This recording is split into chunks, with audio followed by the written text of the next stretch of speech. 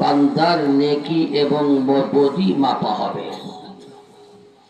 আল্লাহ নবী সাল্লাল্লাহু আলাইহি ওয়াসাল্লাম বলেন, বান্দা যখন আলহামদুলিল্লাহ বলে, আল্লাহ তাকে এত পরিমাণ নেকি দান করেন, এত পরিমাণ নেকি যে ওই নেকির দ্বারা সমগ্র সমগ্র একেবারে মিজান পরিপূর্ণ করে দেয়।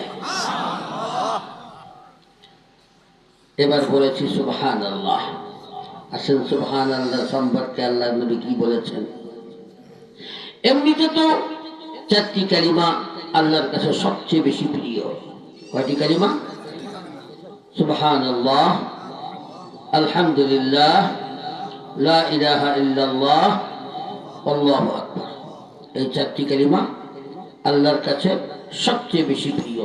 আহাব্বুল কালামি ইলাল্লাহি আরবা'। আল্লাহর কাছে সবচেয়ে প্রিয় কালিমা হলো চারটা, সুবহানাল্লাহ, আলহামদুলিল্লাহ, লা ইলাহা ইল্লাল্লাহ, আল্লাহু আকবার।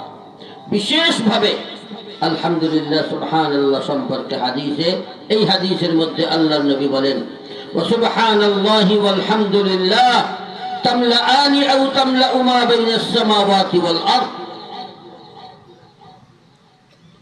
আল্লাহর নবী সাল্লাল্লাহু আলাইহি ওয়াসাল্লাম বলেন, সুবহানাল্লাহ এবং আলহামদুলিল্লাহ এই দুটি কালিমা বান্দা যখন বলে, আসমান এবং জমিনের মধ্যে যত ফাঁকা জায়গা আছে, খালি জায়গা আছে, সমস্ত ফাঁকা জায়গা নেকির দ্বারা পরিপূর্ণ করে দেয়।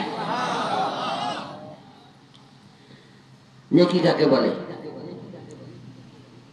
বাংলাদেশি টাকা নাকি? আরে বাংলাদেশের যে টাকা, ওটা কি ইন্ডিয়ায় চলে নাকি?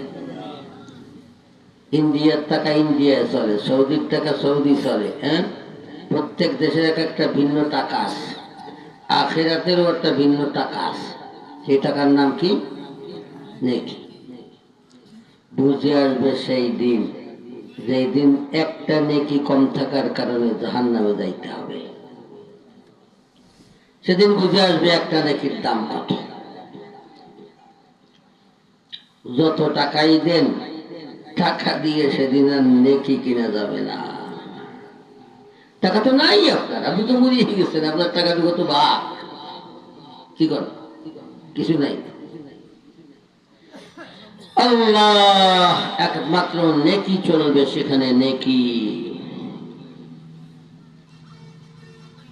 এজন্য মনে রাখবেন, দুনিয়াতে যেমন পয়সা বেশি হলে বড় লোক হয় না, আরে কিয়ামতের ময়দানেও বড় লোক ছোট লোক হবে। জান্নাত